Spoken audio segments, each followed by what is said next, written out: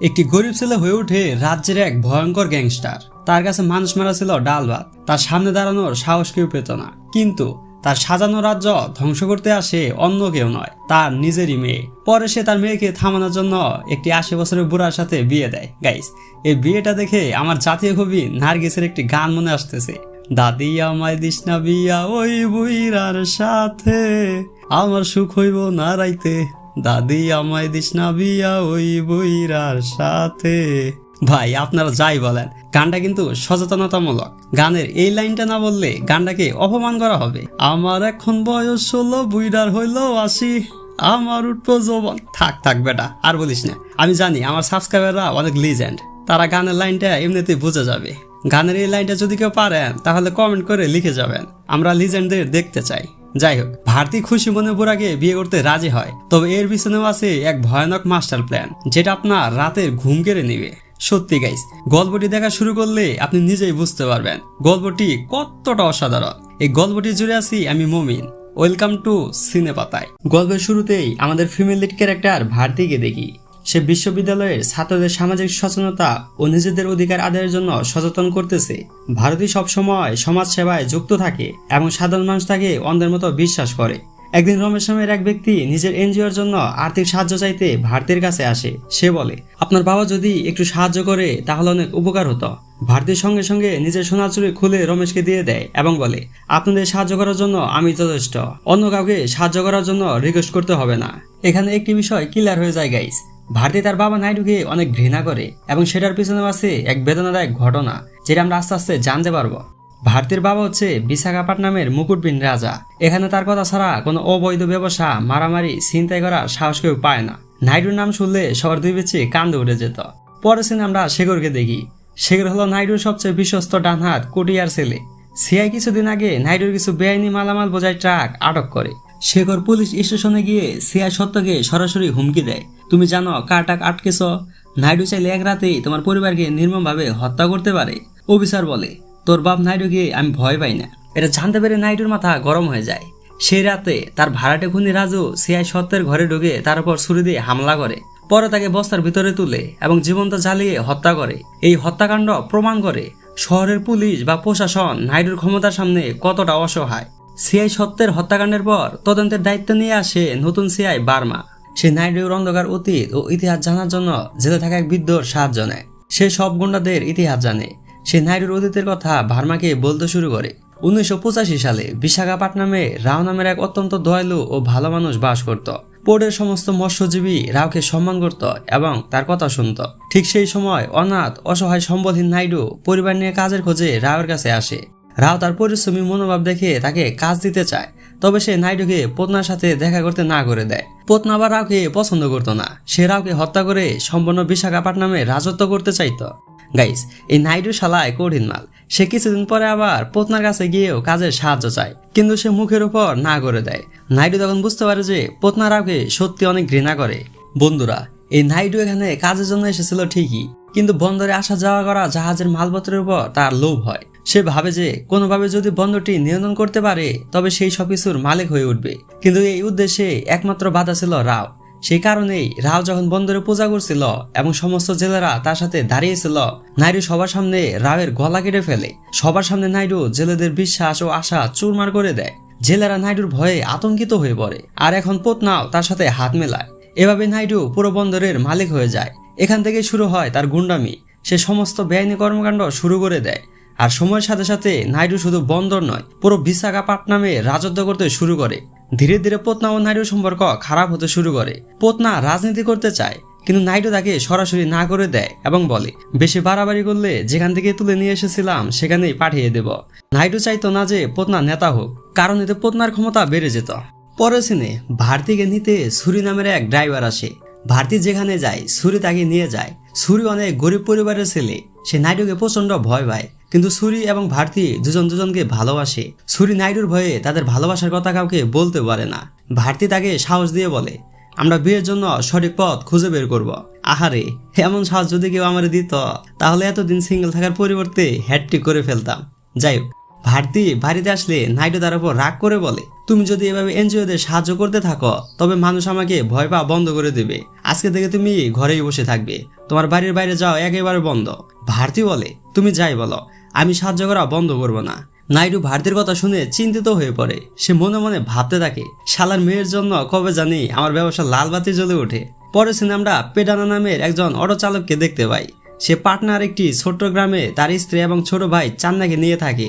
পেডানা গ্রামের কর্পোরেটর হওয়ার স্বপ্ন দেখে, কারণ বর্তমান কর্পোরেটর জাগ্গু খুবই খারাপ লোক। সে কাউকে সাহায্য করা তো দূরের কথা, কাজও ঠিক মতো করতো না। জাগ্গুকে নাইডু কর্পোরেটর বানিয়েছে, তার জন্য জাগ্গুর কাজ নিয়ে ভয়ে কেউ কথা বলতে পারে না। সেজন্য পেডানা যে কোনো মূল্যে কর্পোরেটর হতে চায়, যাতে সে মানুষকে সাহায্য করতে পারে। পরে সিনে আমরা প্রতাপকে দেখি। সে অনেক ধনী ব্যবসায়ী, সেও মনে মনে বিশাখাপাটনায় রাজত্ব করতে চায়। তবে আপনারা তো জানেন, নাইডু বেঁচে থাকতে তার পার্টনার দিকে কেউ চোখ তুলে তাকাতেও পারবে না, সেটা একেবারেই অসম্ভব। সে কারণে তার সমস্ত পরিকল্পনা বারবার ব্যর্থ হয়। সুযোগ বুঝে প্রতাপের সাথে হাত মেলায়, যাতে তারা দুজন মিলে নাইডুকে শেষ করতে পারে। পরের সিনে থাঙ্গাবিল্লু নাইডুকে ফোন দিয়ে বলে, আমার রাজ্যে পুলিশি নজরদারি বেড়ে গেছে, আমি চাই ট্রাকে করে আনা বেআইনি মালামাল যেন পার্টনার মাধ্যমে পার করে দেওয়া হয়। বিনিময়ে আমি তোমাকে 5% কমিশন দেব।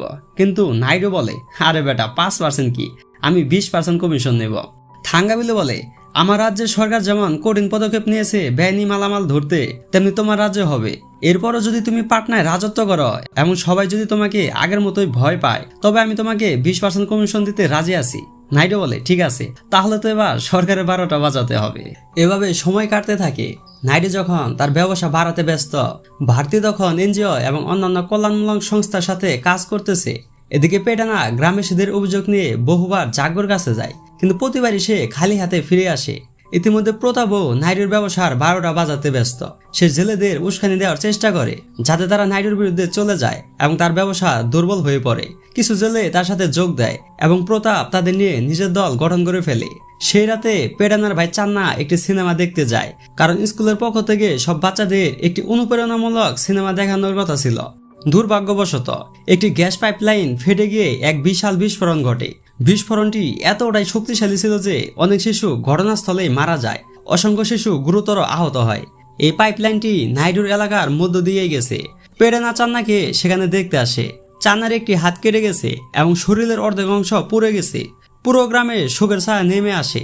সবাই এই ঘটনার জন্য নাইডুকে দোষ দিতে থাকে। তাই নাইডু এবং কোটিয়া পরিস্থিতি শান্ত করতে পুলিশকে বলে, আমাদের একজন লোক গিয়ে আত্মসমর্পণ করবে। সে বলবে আমাদের উপর তার রাগ ছিল, তার জন্য সে এই বিস্ফোরণ করেছে। তবে গাইস, এই ঘটনা দেখে নাইডু অনেক অবাক হয়, কারণ তার সব নিরাপত্তার ব্যবস্থা ঠিকই ছিল। তাহলে এই ঘটনা কিভাবে ঘটলো? এখন বন্ধুরা, আপনারা হয়তো ভাবতেছেন মামার মানুষদের জন্য চিন্তিত। না, বিষয়টি তেমন না। সে তার নিরাপত্তা ব্যবস্থা নিয়ে প্রশ্ন তুলতেছে, অর্থাৎ সে চায়নি যে মানুষ তার ব্যবসা নিয়ে প্রশ্ন তুলুক। সে কেবল তার ব্যবসা নিয়ে চিন্তিত ছিল। কে মরল আর কে বাঁচল তাতে তার কিছুই যায় আসে না। পরে সিনে ভার্মা ঘটনাস্থলে তদন্ত করতে আসে। সেখানে সে দুইজন সন্দেহজনক লোক দেখতে পায়। ভার্মা তাদের পুলিশ স্টেশনে নিয়ে আসে এবং জিজ্ঞাসাবাদের পর তারা স্বীকার করে যে নাইডুর উপর প্রতিশোধ নিতে তারা গ্যাস বিস্ফোরণটি ঘটিয়েছিল। আর আপনারা তো জানেনই, এই দুজনকে নাইডু বাড়িয়েছিল। কিন্তু তারা যেহেতু দোষ স্বীকার করেছে, তাই ভার্মা তাদের জেলে আটকে রাখে। এদিকে গ্রামবাসীরা ভারতীর উপর চিৎকার করতে শুরু করে। তারা বলে যে তোমার বাবার বেআইনি ব্যবসার কারণে এই ঘটনা ঘটেছে। অথচ ভারতী এসেছিল গ্রামবাসীদের সাথে আন্দোলন করতে। এখানে তাদের কোনো দোষ নেই গাইস, কারণ তারা জানে নাইডু কেমন লোক। তাই নাইডুর মেয়েকে তারা এত সহজে বিশ্বাস করতে পারে না। ভারতী হার মানে না, সে তার বাবার বিরুদ্ধের প্রতিবাদে তাদের সাথে যোগ দেয়। এদিকে নাইডু তখন অন্য চিন্তায় ছিল। সে ভাবছিল যে কে তার নাম খারাপ করার চেষ্টা করতেছে। যে শালা এই গ্যাস বিস্ফোরণ ঘটিয়েছে সে তাকে নানির ভালোবাসা দেবে, কারণ নানি হলো ভালোবাসার আরেক নাম। যাই হোক, নাইডু সন্দেহ হতে শুরু করে প্রতাপের উপর, কারণ এখন একমাত্র প্রতাপ হচ্ছে তার শত্রু। এদিকে পেডানার ভারতী তার বাবার বিরুদ্ধে থানার সামনে আন্দোলন করতে শুরু করে, কিন্তু ভার্মা এসে বলে যে নাইডুর ওপর মিথ্যা দোষ চাপানো হচ্ছে। তার আসল অপরাধীকে ধরে ফেলেছে এবং সে তার অপরাধ স্বীকারও করেছে। কিন্তু পেডানা বলে, কি আবাতে, এটা তো বাংলা সিনেমার কাহিনী হয়ে গেল। আমরা তোমাদের সব কৌশল জানি। নাইডু নিশ্চয়ই তোমাকে টাকা দিয়ে বিষয়টি ধামাচাপা দিয়েছে। তুমি তার পোষা কুকুর। আমাদের বাচ্চারা মারা গেছে। নাইডুকে আগুনে না পোড়ানো পর্যন্ত আমরা শান্ত হব না। এই কথা শুনে ভার্মার প্রচণ্ড রাগ ওঠে। সে পেডানা এবং সমস্ত আন্দোলনকারীকে জেলে আটকে রাখে। নাইডু যখন ভারতীর প্রতিবাদের কথা জানতে পারে সে মনে মনে বলে, আমি এত বছরে বুঝতে পারলাম না শালার মেয়েটা কি আমার নাকি অন্য কারো। মেয়ে হয়ে বাবার বিরুদ্ধে কিভাবে আন্দোলন করতেছে। এই ভারতীকে কিছু একটা করতেই হবে, না হলে সে ভবিষ্যতে আমার আরো সমস্যা করবে। শেখর ভারতীকে বলে, তুমি তোমার বাবার বিরুদ্ধে যেও না, এতে সমস্যা বাড়বে। আমি তোমার সাথেই আছি, তোমাকে সব রকমের সাহায্য আমি করব। শুধু তোমার বাবার সাথে শত্রুতা করো না। আসলে শেখর ভারতীর কাছাকাছি আসতে চায়, কিন্তু আপনারা কি জানেন তার আসল পরিকল্পনা কি? সে নাইডুর জামাই হয়ে বিশাখাপট্টনামে রাজত্ব করতে চায়। একটা বাস্তব কথা কি জানেন? এ যুগে স্বার্থ ছাড়া কেউ আপনার কাছেও আসবে না, আপনাকে ভালোবাসবে না, এটাই নির্মম সত্য। পরের দিন ভারতীয় সমস্ত আন্দোলনকারীদের, অর্থাৎ যাদের জেলে পাঠানো হয়েছিল, তাদের জামিন করিয়ে আনে। পেটানা বাইরে আসা মাত্রই জাগ্যকে বলে, আমাদের গ্রাম তোর আন্ডারে পড়ে, বিচার দেওয়ার বদলে তুই নাইডুর কেনা গোলাম হয়ে গেছিস। তুই দেখে নিস, আমি তোর কর্পোরেটের পথ কেড়ে নেব এবং সবার আগে তোর 12টা বাজাবো। কথাগুলো শুনে জাগ্গু অনেক রাগ করে, কিন্তু তবু সে কিছু বলে না। এদিকে প্রতাপ ও পত্না কথা বলছিল। তাদের কথাবার্তা থেকে আমরা জানতে পারি যে তাদের কেউই গ্যাস বিস্ফোরণ ঘটায়নি। তারা দুজনেই ভাবছে এটা তাহলে কে করেছে। গাইস, আপনারা যদি এই ঘটনাটি কে করেছে সেটা জানতে পারেন, আপনারা শুধু একটি কথাই বলবেন, এটা শালাই কিভাবে করলো। তবে সেটা আমরা একটু পরে জানতে পারবো, জাস্ট ওয়েট গাইস। ঠিক তখনই সেখানে কোটিয়ে আসে। সে প্রতাপকে বলে নাইডু তাকে রাতের খাবারের আমন্ত্রণ জানিয়েছে। প্রতাপ অবাক হয়ে ভাবে যে নাইডু কি তাকে মেরে ফেলতে চায় নাকি। কোটিয়া বলে, নাইডু যদি আপনাকে মারতে চাইতো তবে আপনি এতদিন বেঁচে থাকতে পারতেন না, তার জন্য ভয় না পেয়ে আমার সাথে আসুন। প্রতাপ নাইডুর বাসায় যায়। নাইডু ভারতীকে বলে প্রতাপকে খাবার পরিবেশন করতে। ভারতী যখন খাবার দিচ্ছিল, প্রতাপের কুদৃষ্টি ভারতীর উপর পড়ে, যা নাইডুর সাথে সাথেই লক্ষ্য করে। সে তখনই প্রতাপকে বলে, তুমি ভারতীকে বিয়ে করো, তাহলে তুমি পার্টনার জামাই হয়ে যাবে এবং সারা জীবন শান্তিতে থাকবে। বন্ধুরা, নাইডু এখানে তার বুদ্ধি খাটিয়েছিল। আপনারা তো জানেন প্রতাপ নাইডুকে ঘৃণা করে, তাই তাকে নিজের দলে টেনে নিলে শত্রুর সংখ্যা কমে যাবে। তার মেয়েও ভারতী যে তার বিরুদ্ধে যাচ্ছিল, বিয়ের পর সে সংসার সামলাতে ব্যস্ত হয়ে পড়বে। এটাই ছিল নাইডুর মাস্টার প্ল্যান। বন্ধুরা, এবার আপনারা দেখুন, প্রতাপের বয়স বড়, তবু নাইডু জোর করে তার যুবতী মেয়েকে তার সাথে বিয়ে দিচ্ছে এবং এতে কারো প্রশ্ন করারও সাহস হয় না। নাইডু ভাবে প্রতাপ আর ভারতীর কাজ চুকে যাক, অর্থাৎ তারা স্বামী স্ত্রী হিসেবে ব্যস্ত হয়ে পড়ুক। তারপর আসে পত্নার পালা। তাকে শিক্ষা দিতে নাইডু নিজেই প্রতাপের উপর আক্রমণের নাটক সাজায়। এতে প্রতাপের ড্রাইভার মারা যায়। তারপরে এই আক্রমণের দায় চাপিয়ে দেওয়া হয় পত্নার উপর। নাইডুর প্ল্যান হলো সবাই মনে করবে প্রতাপ নাইডুর জামাই হয়ে গেছে, আর সের আগে পত্না প্রতাপের উপর আক্রমণ করেছে। তো এর ফলে কি হবে? পুলিশ এখন পত্নার পেছনে পড়ে যাবে। এভাবে নাইডু তার সমস্ত শত্রুকে ধ্বংস করে দেয় এবং নাকে সরিষা তেল দিয়ে শান্তিতে ঘুমাতে থাকে। তখন আমাদের অতীতের একটি দৃশ্য দেখানো হয়। একদিন নাইডু কাউকে খুন করে ঘরে আসে। এটা ছিল তার প্রতিদিনের অভ্যাস। সে বাইরে যেত, খুন করত আর ফিরে আসতো। এতে তার স্ত্রী ভীষণ কষ্ট পেত। সে প্রতিবারই তাকে বলতো যে আমি পুলিশকে সব বলে দেব। তবে নাইডু তাকে জীবন্ত জ্বালিয়ে দেওয়ার হুমকি দিত। আর তখন অসহায় মা ভারতীর মুখের দিকে তাকিয়ে চুপ হয়ে যেত। কিন্তু নাইডুর ভয় ছিল যে তার স্ত্রী হয়তো কোনোদিন পুলিশকে বলেই দেবে, তাই যেমনটা সে বলেছিল ঠিক তেমনটাই করে। সে তার স্ত্রীকে ঘরের ভেতরে আটকে রেখে জীবন্ত পুড়িয়ে মারে। এই দৃশ্যটি ভারতীর চোখের সামনে ঘটেছিল, যা সে সহ্য করতে পারেনি। সেদিন থেকেই সে নাইডুকে সবচেয়ে বেশি ঘৃণা করে এবং সে যাদের উপর অত্যাচার করত, ভারতী তাদের সাহায্য করত। বর্তমান সময়ে ভারতের বিয়ের আয়োজনের কাজ চলছে। সে রমেশকে কিছু ব্ল্যাঙ্ক চেক দিয়ে বলে এনজিওর জন্য যত টাকার প্রয়োজন সে যেন বের করে নেয়। ভারতী অবশ্যই এই বিয়ের জন্য প্রস্তুত ছিল না। সে মনে মনে ভাবে প্রতাপ তো আমার বাবা নাইডুকে ঘৃণা করে, তবে তাকে বাবার বিরুদ্ধে কাজে লাগাবো। কিন্তু এই পরিকল্পনা সফল হবে কিনা তা সে নিজেও জানে না। নাইডু এখনো পত্নাকে ধরার প্ল্যান করতেছে। সে প্রথমে কর্পোরেটরদের তালিকা প্রকাশ করে এবং পত্না বা তার কোনো সহযোগীকে সেখানে আসন দেওয়া হয় না। পত্না যখন এটা জানতে পারে সে প্রচন্ড রাগ করে। পরে সে নাইডুর খেলা শেষ করতে চায়। এদিকে ভার্মা তার লোকেশন খুঁজে বের করে এবং প্রতাপের ড্রাইভারকে হত্যার অপরাধে তাকে গ্রেপ্তার করা হয়। তার মানে বিয়ের আগেই এই কাটা পথ থেকে সরে যায়। এই নাইডু শালা একটা জিনিস ভাই, নয়তো সামান্য একজন শ্রমিক থেকে পাটনায় রাজত্ব করা এত সহজ হতো না গাইস। যাই হোক, ভারতী আর প্রতাপের বিয়ে সম্পন্ন হয়, কিন্তু ছুরি একেবারেই খুশি নয়, কারণ সে ভারতীকে ভালোবাসত। বেচারা দেবদাস হয়ে তার ভাই রাজুর সাথে বসে মাল খেতে থাকে। এদিকে বাসর ঘরে ভারতী বলে আমি অন্য একজনকে ভালোবাসি, আমার তোমার সাহায্যের দরকার যাতে আমি নাইডুর বিরুদ্ধে দাঁড়াতে পারি। প্রতাপ তার কথা মোড়ে শুনে না। সে বলে আমি নাইডুর জামাই হয়েছি আর তোকে আমি বিনামূল্যে পেয়েছি, এখন কেন নাইডুর সাথে প্রতারণা করব? বেচারি ভারতী সবকিছু মাথার উপর দিয়ে যায়। প্রতাপ করে জোর করে তার সাথে 71-72 শুরু করে দেয়। ভারতী বলে তোর থেকে আমার দাদাই বালা। যাই হোক, কিছুক্ষণ পর নাইডু খবর পায় বাসর ঘরে প্রতাপের লাশ পড়ে আছে। ভারতী তাকে খুন করে ফেলেছে, কারণ তার দাদাই বালা। গাইস, এখানে আপনাদের দাদাই বালা নাকি দাদি বালা সেটা কমেন্ট করে লিখে যাবেন। আমরা দেখতে চাই কার ভালোবাসার মানুষ বেশি। আর লিজেন্ডদের কিছু বলার দরকার নেই ভাই, আপনি লিজেন্ড হলে শুধু কমেন্টে ভালোবাসার আরেক নাম নানি লিখবেন, তাহলে বুঝবো আপনি লিজেন্ড। যাই হোক, নাইডু ভারতীকে বলে তুমি এটা কেন করলে? ভারতী বলে তুমি যাদের পছন্দ করো না তাদের তুমি মেরে ফেলো, আমি তো তোমারই মেয়ে, আমি তাকে পছন্দ করি না, তার জন্য প্রতাপকে আমি মেরে ফেলেছি। নাইডু টেনশনে পড়ে যায়, কারণ জামাই হওয়ার প্রথম রাতেই প্রতাপ মারা গেছে।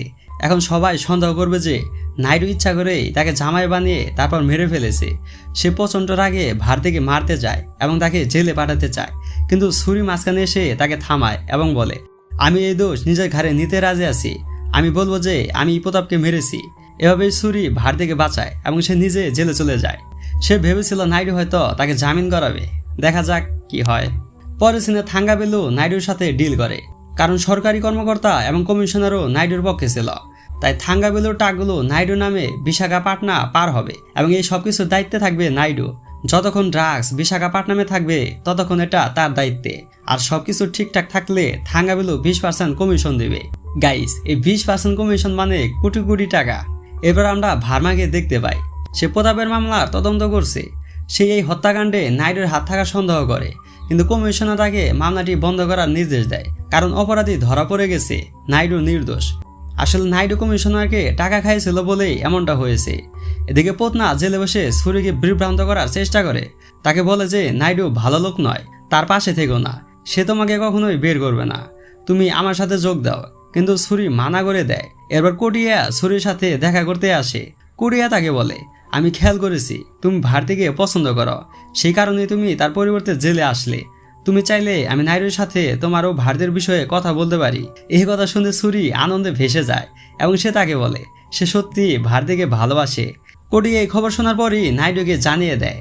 নাইডু পুরো খেলাটা বুঝতে পারে ভারতী ও ছুরির মধ্যে প্রেম চলছে, আর সে কারণে ভারতী তার বিরুদ্ধে কথা বলার সাহস পাচ্ছে। পরে সে ছুরিকে মেরে ফেলার জন্য তার গুন্ডাদের পাঠায়, কারণ ছুরি মরলে ভারতী দুর্বল হয়ে যাবে। গুন্ডারা জেলে পৌঁছে ছুরিকে মেরে ফেলার চেষ্টা করে, কিন্তু পত্নী এসে তাকে বাঁচায়। সে বলে দেখো, আমি তোমাকে বলেছিলাম না নাইডুকে বিশ্বাস না করতে, যেমন বাবা তেমনই মেয়ে। ভারতী তোমাকে ভালোবাসলে এতক্ষণে তোমার সাথে দেখা করতে আসতো, কিন্তু সে আসেনি। ভারতী তার বাবার মতোই ব্রেন ওয়াশ করার উস্তাদ, তোমাকে কেবল বোকা বানানো হচ্ছে। এই কথা শুনে ভারতীর ওপর থেকে ছুরির বিশ্বাস ভাঙতে শুরু করে। সে ভাবতে থাকে হয়তো পত্না ঠিক কথা বলতেছে। এদিকে ভারতী রমেশের এনজিওটি নিজের নামে করে নেয়, যাতে ভারতীর নাম শুনলে এনজিওর কাজগুলো ভালোভাবে সম্পন্ন হয়। এতে রমেশ একটু কষ্ট পায়, কারণ এই এনজিও মূলত রমেশের নামে ছিল, কিন্তু তার কিছু বলার সাহস ছিল না। এরপর ভারতী ছুরির সাথে দেখা করতে যায়। ছুরি তাকে দেখে রেগে যায়। ভারতী বলে তুমি পত্নার কথা কিভাবে বিশ্বাস করলে? তোমার কি আমার উপর ভরসা নেই? আমি তোমাকে কতবার বলেছি যে যতক্ষণ না তোমার কাছে টাকা আর ক্ষমতা থাকছে ততক্ষণ তুমি আমার বাবার কিছুই করতে পারবে না। তাই আমি যা বলি তাই করো। তুমি যদি তা করো তবে আমার বাবা নাইডুকে হারানো সম্ভব। আমি তোমাকে আগের মতোই ভালোবাসি, তাই আমাকে বিশ্বাস করো। এই কথা শুনে ছুরি রাজি হয়ে যায়। পরের দিন ছুরির ভাই রাজু ছুরি নামে গ্রামে চাঁদা তুলতে আসে, যা সব সময় নাইডু নামে আদায় করা হতো। এটা করে ভারতী গ্রামের সবার মনে ছুরির ভয় ঢুকিয়ে দেওয়ার চেষ্টা করছিল, যাতে তারা নাইডুর বিরুদ্ধে চলে যায়। কিন্তু পেডানা রাজুকে চাঁদা দিতে না করে এবং সে বলে নাইডু বা ছুরি কারোর সাথে তার কোনো সম্পর্ক নেই। নাইডুর কারণে চান্নারাজ এই অবস্থা, তাই সে টাকা দিতে মানা করে। এতে রাজু অনেক রাগ করে। এরপর দুজনের মধ্যে মারামারি বেঁধে যায়। রাগের মাথায় পেডানা রাজুর গায়ে তেল ঢেলে আগুন ধরিয়ে দেয়। পেডানা যা করেছে তাতে পুরো গ্রাম আতঙ্কিত হয়ে পড়ে। চান্নার কারণে পেডানা নিজে এক গ্যাংস্টার হয়ে উঠতেছে। সে বিশ্বাস করে যদি সে তার অধিকার না পায় তবে তাকে তা কেড়ে নিতে হবে। পরের সিনে আমরা থাঙ্গাবেলুর খাস লোককে দেখতে পাই। সে নাইডুকে বলে তোমার কাজ খুব ভালো চলছে। সে কারণে থাঙ্গাবেলু এবার এই পাটনা দিয়ে 30টি ট্রাক পার করার সিদ্ধান্ত নিয়েছে। এবার অনেকগুলো ট্রাক। সে কারণে থাঙ্গাবেলু কোনো সমস্যায় পড়তে চায় না। সমস্যা হলে এ পরিণতি ভয়াবহ হবে।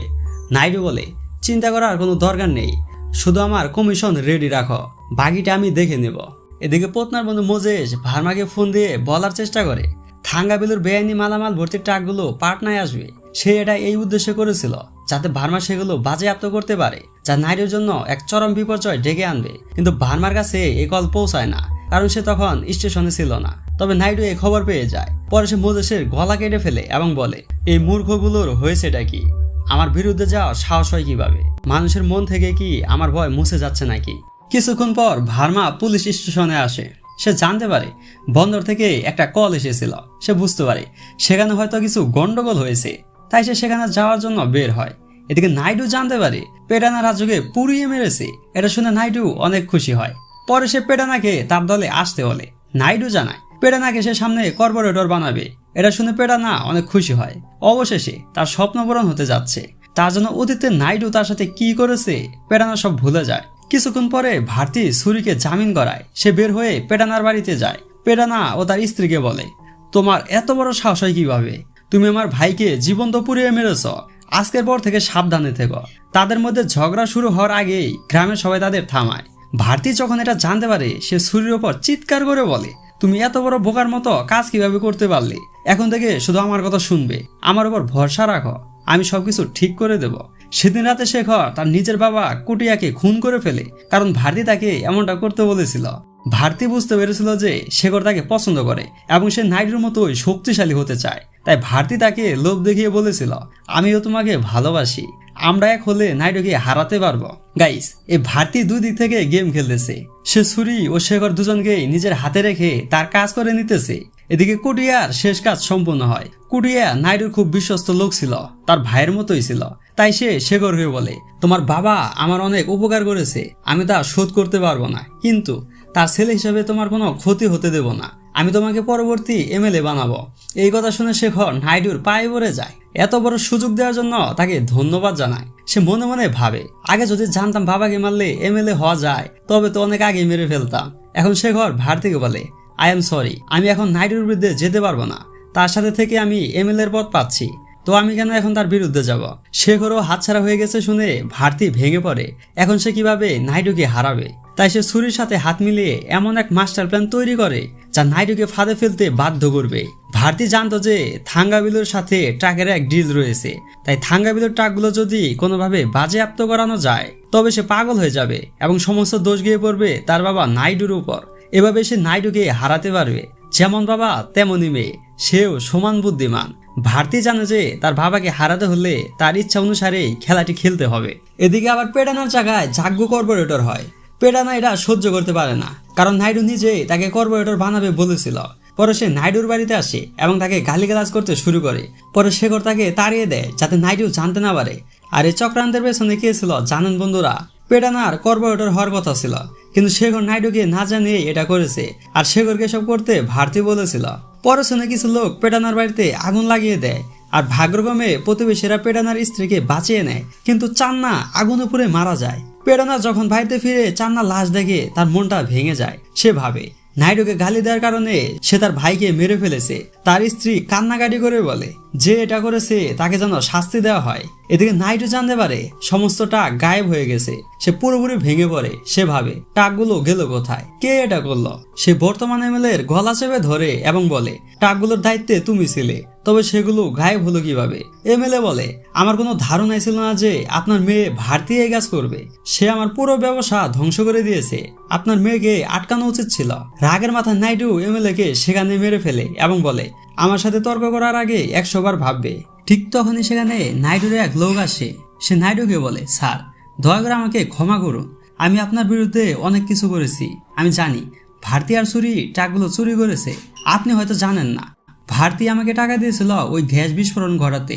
গাইস, এখন আমরা এই গল্পের ভয়ানক টুইস্ট দেখতে পারি।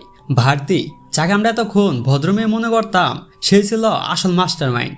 এই কথাগুলো শুনে নাইডু বিশ্বাসই করতে পারে না। ভারতী এমন জঘন্য কাজও করতে পারে, কারণ সেই বিস্ফোরণে অনেক শিশু মারা গেছে। কতটা নির্মম আর জঘন্য হলে এমন কাজ করা যায়?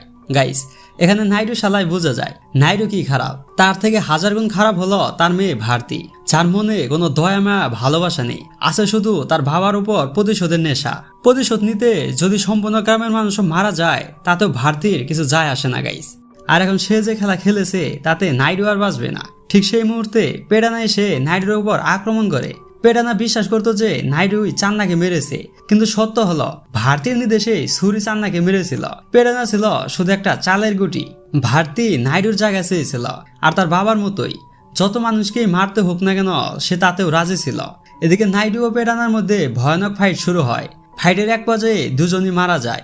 নাইডুর মৃত্যুর খবরটি নিউজে ভাইরাল হয়ে ছড়িয়ে পড়ে। থাঙ্গাবেলু তার টাকগুলোর খোঁজ নিতে আসে, কিন্তু তার আগে সুরে তাকে ফোন করে টাকগুলো কোথায় আছে তা জানিয়ে দেয়। এখন নাইডুর আসন ফাঁকা আর তা দখল করবে ভারতী, তার বহুদিনের লালিত স্বপ্ন। ভারতীর আর কোনো শত্রুই অবশিষ্ট নেই। তার উপর পার্টনার মানুষের চোখে ভারতী অনেক ভালো মানুষ, কিন্তু তার ভদ্র চেহারা পেছনে লুকিয়ে আছে ভয়ানক নির্মম চেহারা, যেটা শুধু আমরা জানি। এদিকে থাঙ্গাবেলু ভারতীর সাথে ডিল চালিয়ে যাওয়ার সিদ্ধান্ত নেয়। শেখর সুরি ভারতীকে সাপোর্ট করে। ভারতীর জন্যই সবকিছু ঠিকঠাক হয়ে যায়, কিন্তু ক্ষমতা থাকবে আর তার শত্রু থাকবে না সেটা অসম্ভব। ভারতী পেডানার স্ত্রীকে নতুন কর্পোরেটর বানায়। পেডানা যে কাজগুলো করতে পারেনি তার অসম্পূর্ণ কাজগুলো তার স্ত্রী করবে, এটা দেখে বোঝা যায়। ভারতীর কাজগুলো নির্মম হলেও নাইডুকে থামানোর এটাই ছিল একমাত্র উপায়। সে যদি তা না করত তবে নাইডু হয়তো কখনোই মারা যেত না। আর এখন ভারতী যেহেতু নাইডুর জায়গায় এসেছে, হয়তো সে সাধারণ মানুষের হয়ে ভালো কাজ করবে। আমার একটাই কথা গাইস, ভারতী যেন নাইডুর মতো হয়ে না ওঠে। পরের সিনে আমরা দেখতে পাই ভার্মা পেডানাকে বাঁচায় এবং তাকে বলে যে নাইডু নয়, ভারতী চান্নাকে মেরেছিল। এর শুনে পেডানা ভারতীকে মারতে চায়। আপনি ভালো কাজ করুন বা খারাপ কাজ করুন, ক্ষমতা থাকলে আপনার শত্রু কখনো শেষ হবে না। এদিকে আমরা ভার্মা সম্পর্কে আরেকটি গোপন কথা জানতে পারি। সে আর কেউ নয়, রাওয়ের ছোট ভাই, সেই রাও যাকে নাইডু প্রথমে গলা কেটে হত্যা করেছিল। নাইডু মারা যাওয়ার পর সে তার ভাইয়ের আত্মার শান্তির জন্য প্রার্থনা করে। সে অনেক আগে ভারতীকে থামাতে পারত, কিন্তু সে তা করেনি, কারণ অন্য অফিসারদের কারণে সে যা করতে পারেনি ভারতী তা করেছে। নাইডুর মৃত্যুর চেয়ে বেশি আনন্দের খবর আর কি হতে পারে তার জন্য। গাইস, গল্পের শেষটা টুইস্টে ভরা ছিল। ক্ষমতার লোভ মানুষকে জানোয়ার বানিয়ে দেয়। এই লোভের কারণে বাবা মেয়েকে ছাড় দেয় না, আবার মেয়েও বাবাকে মারতে হাত কাঁপে না। তো গাইস, গল্পটি ভালো লাগলে ভিডিওতে লাইক কমেন্ট করে দিবেন। এরকম অসাধারণ গল্পের এক্সপ্লেনেশন পেতে অবশ্যই চ্যানেলটিকে সাবস্ক্রাইব করে দিবেন। দেখা হবে পরের ভিডিওতে, সে পর্যন্ত টাটা।